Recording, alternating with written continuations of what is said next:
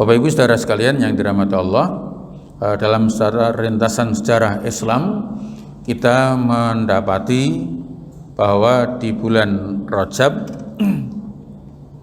terlepas dari kemuliaan bulan itu, tapi di bulan Rajab ini ada peristiwa yang kemudian kita kenal dengan peristiwa Isra dan Mi'rajnya Rasulullah Muhammad Sallallahu Alaihi Wasallam.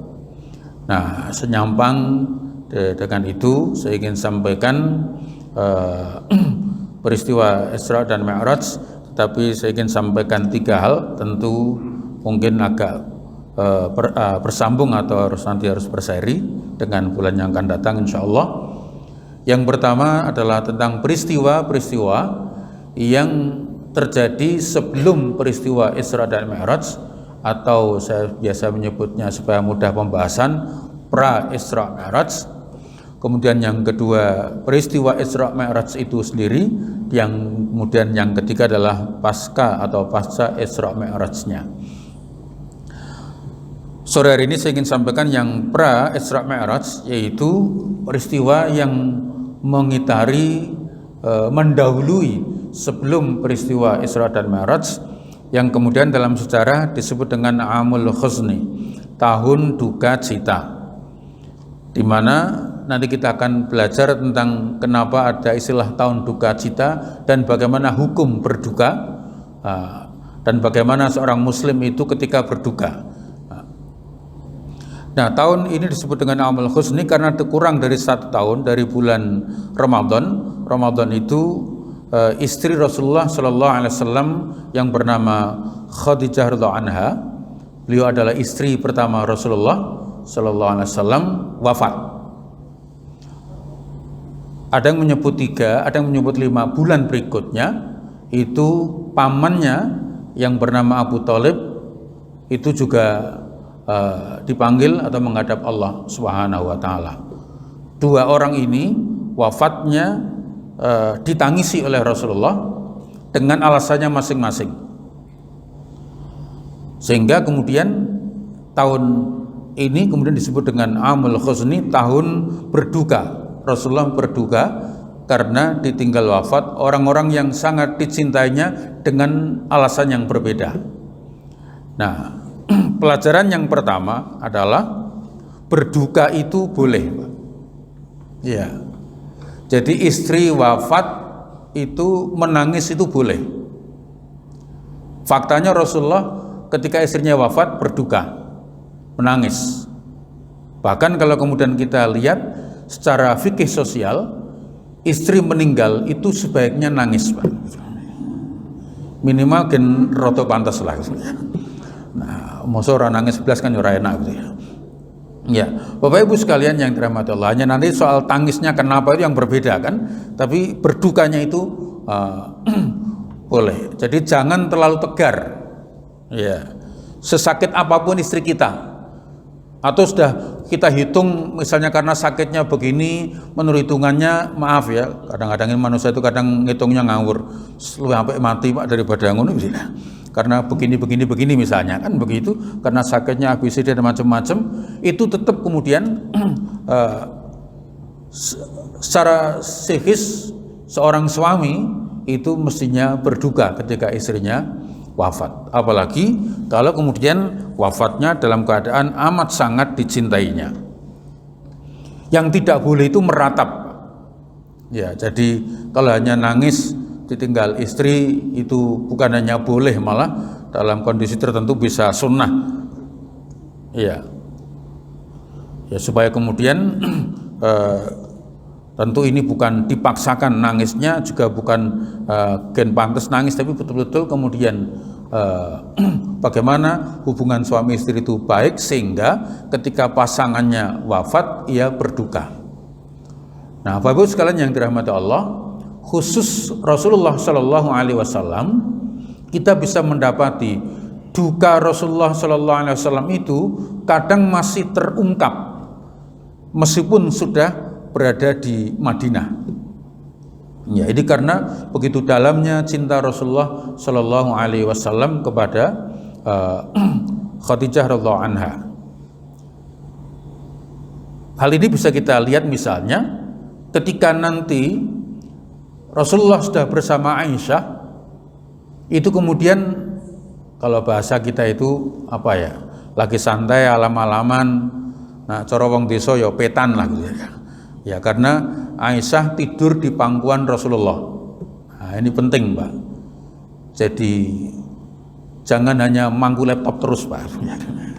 Ya maaf Bapak ya, jangan saking sibuknya kerja ojo mangku laptop terus, Pak ya. Sekali istri ya, kali-kali istri. Yang penting istrinya sendiri gitu ya. Ya.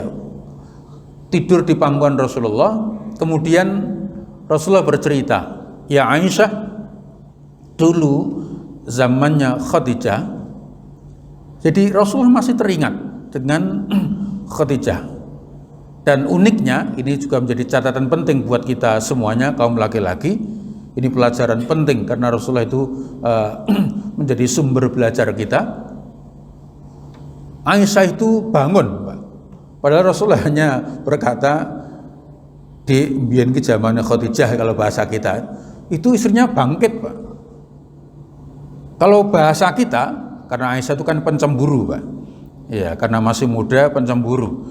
Sehingga ada riwayat menjemput kenapa ya dipanggil ya Humairah itu bisa dipersepsikan karena Aisyah itu putih, wajahnya kalau ketawa memerah, tapi juga bisa dipahami karena dia putih, kemudian kalau cemburu wajahnya memerah. Ya.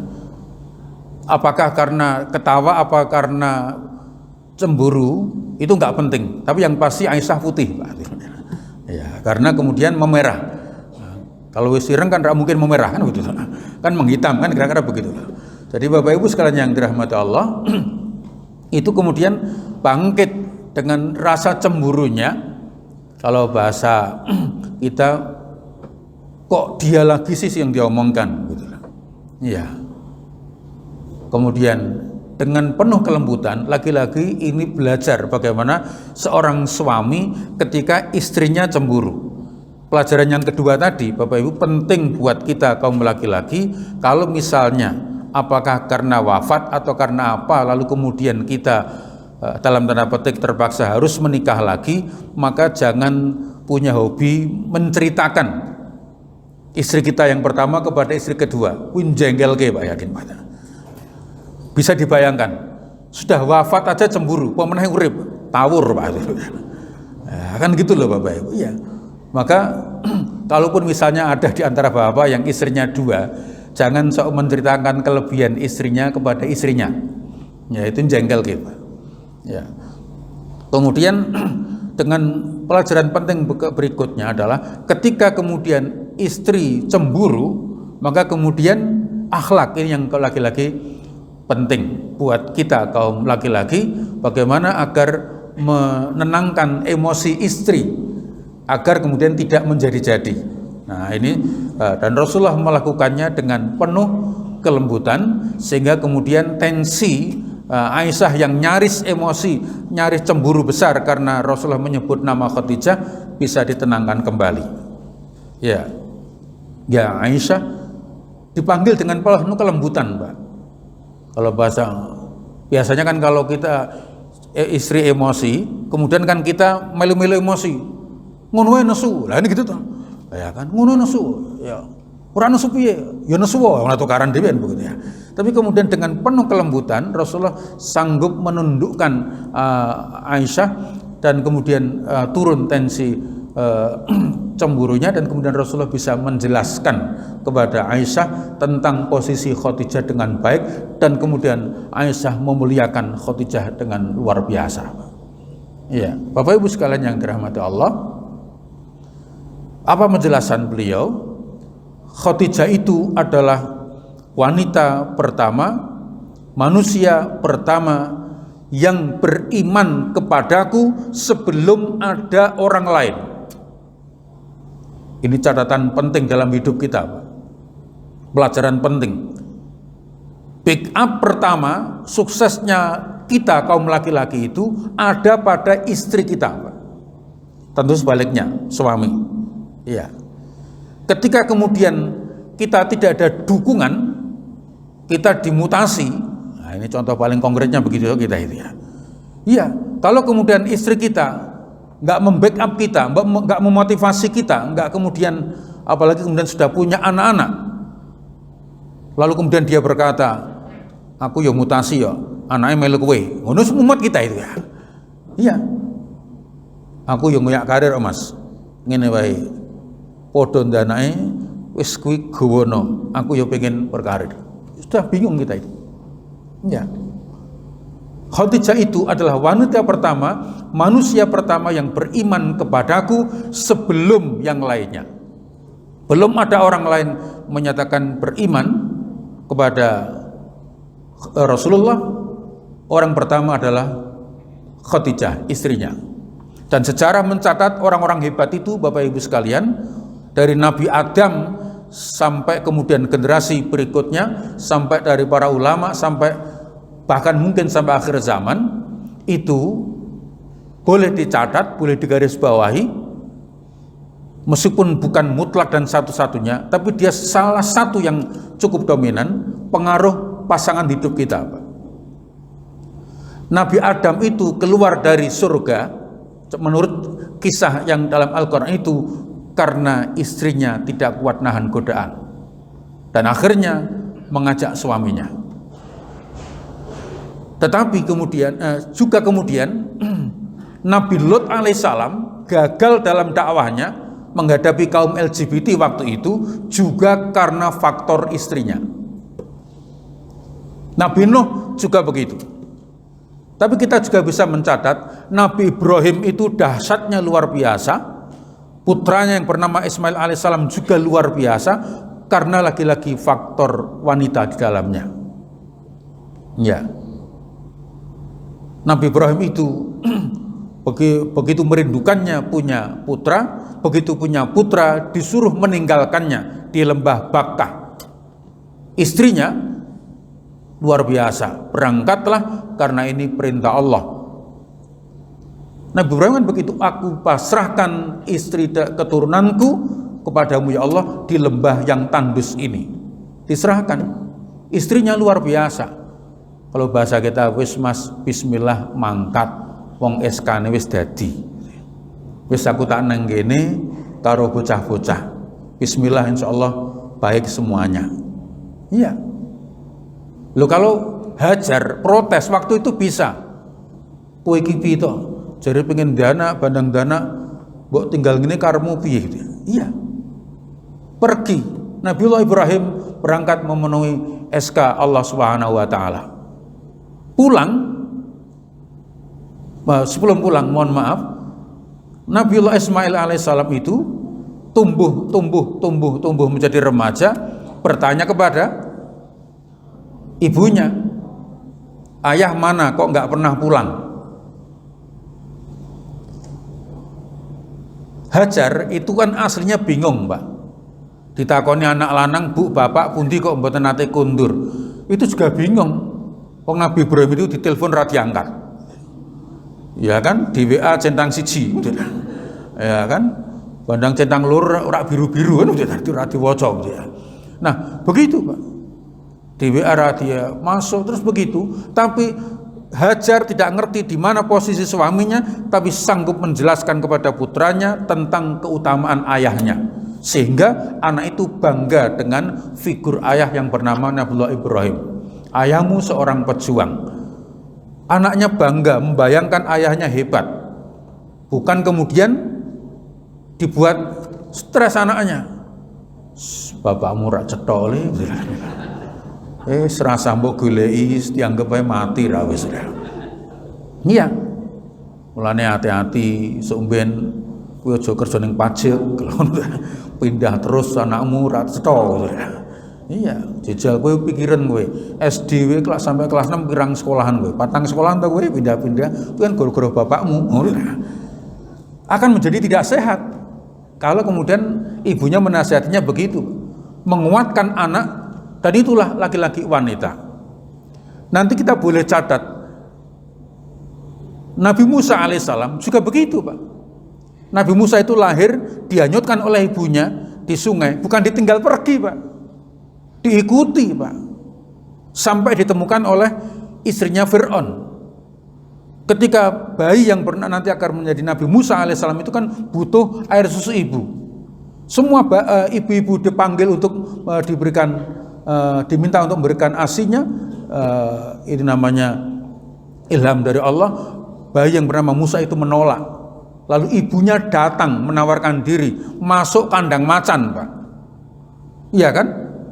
Fir'aun itu punya bikin kepres, bayi laki-laki harus dibunuh. Coba, bayinya, ibunya itu masuk ke dalam kerajaannya Fir'aun, dibawa oleh istrinya Fir'aun.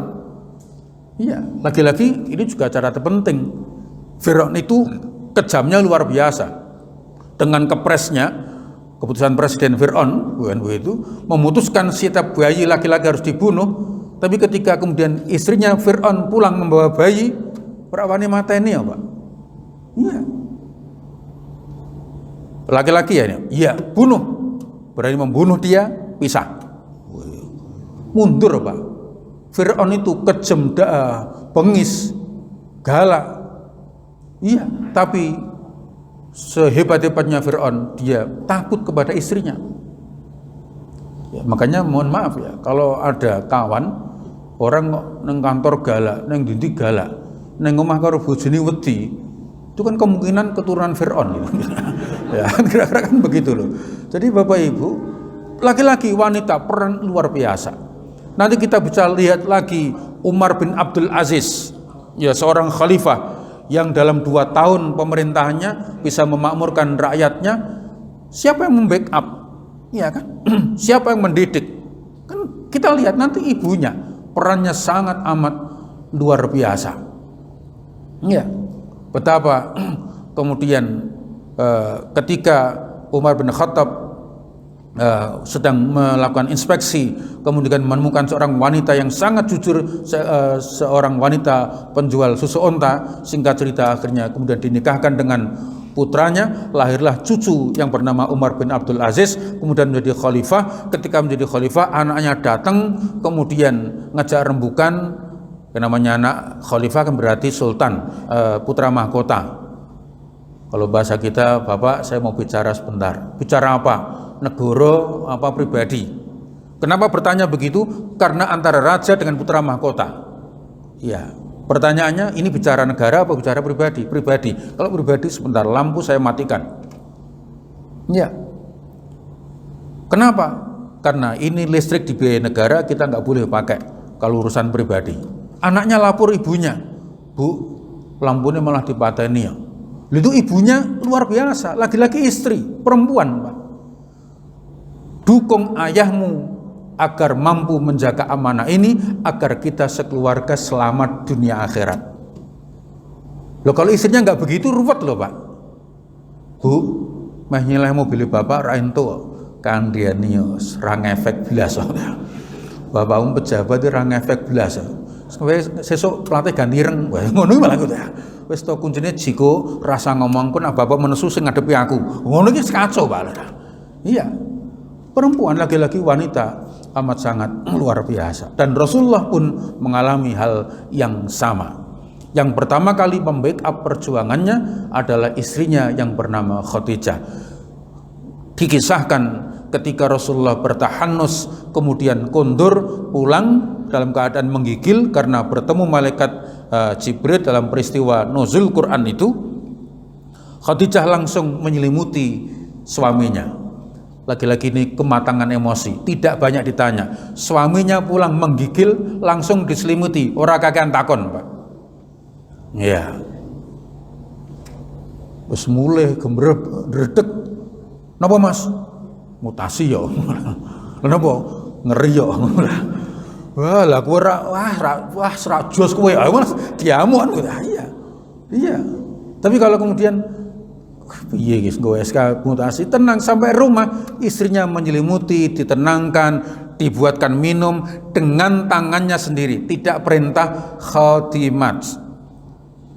Ya, khadimat itu kan jamak dari khadimah. Khadimah itu pembantu, khadimat para pembantu. para pembantu, karena saking banyaknya Khadijah itu kaya raya, pembantunya banyak, tetapi untuk membuatkan minum untuk sang suami tidak perintah pembantu, tapi dilakukan sendiri. Ini penting buat ibu-ibu agar kemudian ketika nanti meninggal ditangisi suaminya itu. Ya, itu penting, salah satunya di situ. Dibuatkan minum oleh tangannya sendiri. Setelah tenang baru diajak bicara. Maaf, bukan perintah pembantu. Mbak, bapak bikinkan minum. Siap. Antarkan ke kamar, siap. Temani ya, siap. Kan kacau dia. Ibu mau rapat, ruwet itu ya. Iya. Setelah tenang, diminumkan, baru kemudian diajak bicara. Lalu Rasulullah bercerita tentang peristiwa di Tahanus di Gua Hira itu. Lalu kemudian Khadijah minta izin keluar untuk bertemu dengan pamannya, dan kemudian menceritakan sebagaimana yang diceritakan oleh Rasulullah atau suaminya kepada Khadijah itu. Singkat cerita, sang paman berkata, "Ya Khadijah, jika yang disampaikan suamimu semuanya adalah benar, peristiwanya seperti itu, maka ketahuilah bahwa suamimu adalah Rasulullah, utusan Allah. Pertimbangkanlah ya Khadijah." Kenapa? Karena ini Pak, yang membuat Rasulullah semakin cinta dan Khadijah begitu dahsyatnya. Karena kalau engkau tetap bersama suamimu, tetap bersama Muhammad itu, maka bisnismu akan berantakan. Karena suamimu akan menjadi, kalau bahasa kita, akan menjadi musuh bersama para raja-raja, para orang kaya, karena suamimu adalah utusan Allah yang membawa kalimat la ilaha illallah.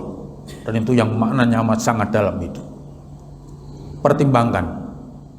Kamu nanti akan miskin, bisnismu akan hancur, kehidupanmu tidak akan sebahagia hari ini.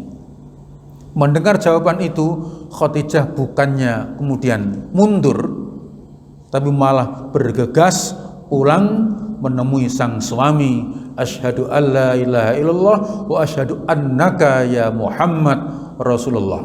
Manusia pertama, wanita pertama yang beriman kepada Rasulullah Muhammad sallallahu alaihi wasallam sebelum yang lainnya. Dan itu mengokohkan, menguatkan pribadi Rasulullah sallallahu alaihi wasallam. Sekali lagi penting, seandainya Khadijah itu ingin mencari jalan nyaman, aman, nyaman, tentu dia akan mundur dari bersama Rasulullah. Tapi beliau memilih hidup bersama Rasulullah dengan resiko yang sudah diketahui sejak awal. Ya, bukan enggak, bayangkan sudah diberitahu. Nanti resikonya kalau kamu tetap bersama suamimu akan begini, justru kemudian menguatkan. Dan nanti Bapak Ibu kita akan bisa dapatkan kisahnya berikutnya tentang bagaimana seluruh harta kekayaan Khadijah radhiyallahu anha itu habis untuk perjuangan bersama Rasulullah, sehingga seorang kaya raya, pebisnis di 16 kalau sekarang menjadi 14 negara yang sekarang disebut di dunia internasional itu kemudian menjadi ketika wafatnya beliau memiliki kain yang tidak cukup untuk menutupi tubuhnya, sehingga harus ditutup dengan sorban Rasulullah Shallallahu Alaihi Wasallam. Bapak Ibu sekalian yang dirahmati Allah, ini peristiwa yang mendahului peristiwa Isra dan Mi'raj di bagian yang pertama, dan ini masih baru yang saya sebut pertama, yaitu Khadijah adalah wanita pertama, manusia pertama yang beriman kepada Rasulullah sebelum yang lainnya. Insya Allah akan kita lanjutkan pada kajian dan pertemuan berikutnya. Terima kasih, mohon maaf. Wassalamualaikum warahmatullahi wabarakatuh.